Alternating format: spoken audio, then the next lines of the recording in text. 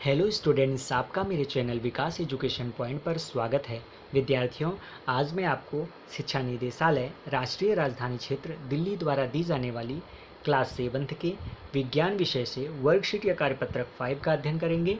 विद्यार्थियों, यह कार्यपत्रक 3 अगस्त 2021 की है। आइए अध्ययन करते हैं। आज का हमारा टॉपिक है मृदा में पोषकों की पुनः पूर्ति। विद्यार्थियों, राधिका जब अपने निकट के फसल के खेत में भ्रमण कर रही थी, तब उसने देखा कि किसान खेतों में खाद फैला रहे हैं। उसने बगीचे में भी माली को ऐसा ही करते हुए देखा, जहां वे लॉन और गमलों में खाद का उपयोग कर रहे थे। वह सोच में पड़ गई कि वे ऐसा क्यों कर रहे हैं। विद्यार्थियों, उर्वरक रासायनिक पदार्थ हैं जो पौधों के पोषक तत्व प्रदान करते हैं, मुख्य रूप से नाइट्रोजन, फास्फोरस और पोटेशियम। ये उर्वरक हैं। बच्चों, खाद क्या है?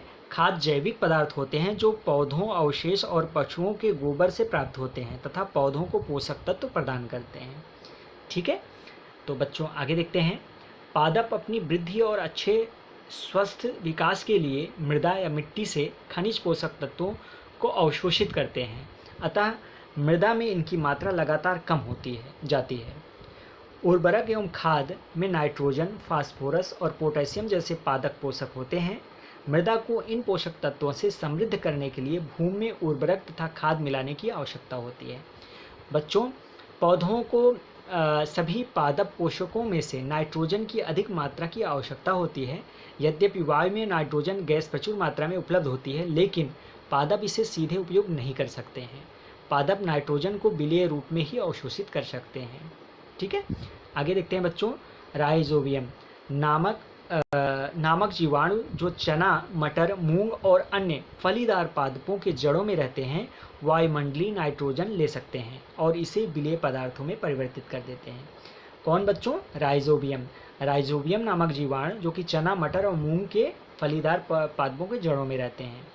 ठीक है, चलिए बच्चों, अधिकतर दालें जो है वो फलीदार पादपों से प्राप्त होती हैं। राइजोबियम अपना भोजन स्वयं नहीं बना सकता है। फलीदार पौधे बैक्टीरिया को भोजन और आश्रय प्रदान करते हैं। यह सहजीवी संबंध कहलाता है। तो सहजीवी संबंध क्या है बच्चों?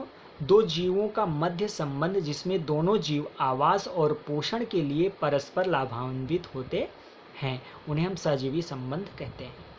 ठीक है, आइए अभ्यास के लिए कुछ प्रश्न हैं, आइए इनको करते हैं। पहला प्रश्न है, उर्वरक और खाद के बीच एक अंतर लिखिए। तो इसका आंसर लिखेंगे बच्चों, उर्वरक और खाद के बीच अंतर। उर्वरक जो है रासायनिक पदार्थों जो पौधों को पोषक तत्व प्रदान करते हैं, जैसे मुख्य रूप से जो है इसमें दिया गया है, यहाँ पर भी आप देख सकते हैं, मुख्य रूप से पोटेशियम है, नाइट्रोजन और फास्फोरस है, यहाँ पर है बच्चों, देख सकते हो। ठीक है, इन्हें उर्वरक कहते हैं। और खाद में अंतर, ये पहले प्रश्न का आंसर है बच्चों। ठीक है ना। और खाद जो है, खाद जैविक पदार्थ होते हैं जो पौधों, अवशेष और पशुओं के गोबर से प्राप्त होते हैं तथा पौधों को पोषक तत्व प्रदान करते हैं। तो पहले प्रश्न का आंसर यहाँ से भी लिख सकते हो और हमने यहाँ पर लिख दिया है, आप यहाँ से भी कर सकते हैं। ठीक है, नेक्स्ट क्वेश्चन है, पादप के लिए आवश्यक 3 मुख्य पोषक तत्व नाइट्रोजन, फास्फोरस और पोटेशियम है। इसका आंसर हो जाएगा खाली स्थान में नाइट्रोजन, फास्फोरस और पोटेशियम आ जाएगा। ठीक है बच्चों, चलिए नेक्स्ट क्वेश्चन देखते हैं। क्वेश्चन नंबर 3, सहजीवी संबंध से आप क्या समझते हैं? इसका आंसर बच्चों यहाँ पर है, सहजीवी संबंध का आंसर आप कर सकते हो। यहाँ पर आंसर नंबर 3 हो जाएगा, दो जीवों के मध्य संबंध जिसमें दोनों जीव आवास और पोषण के लिए परस्पर लाभान्वित होते हैं। और चाहो तो आप यहाँ से भी लिख सकते हो, मैंने यहाँ पर लिख दिया है। ठीक है, सहजीवी संबंध दो जीवों के मध्य संबंध जिसमें दोनों जीव आवास और पोषक के लिए परस्पर लाभान्वित होते हैं। चलिए नेक्स्ट क्वेश्चन देखते हैं, पादपों को उर्वरक एवं खाद की आवश्यकता क्यों होती है? तो इसका आंसर करेंगे बच्चों, उर्वरक और खाद में नाइट्रोजन, फास्फोरस और पोटेशियम जैसे पादप पोषक होते हैं। मृदा को इन पोषक तत्वों में समृद्ध करने के लिए भूमि में उर्वरक एवं खाद मिलाने की आवश्यकता होती है। तो इस प्रकार से उत्तर चौथे प्रश्न का आंसर हम कर लेंगे। यह था आज का हमारा कार्यपत्रक। बच्चों, कोविड-19 जैसे महामारी से सुरक्षित रहने के लिए 2 गज अथवा 6 फीट की शारीरिक दूरी का पालन करना चाहिए। धन्यवाद।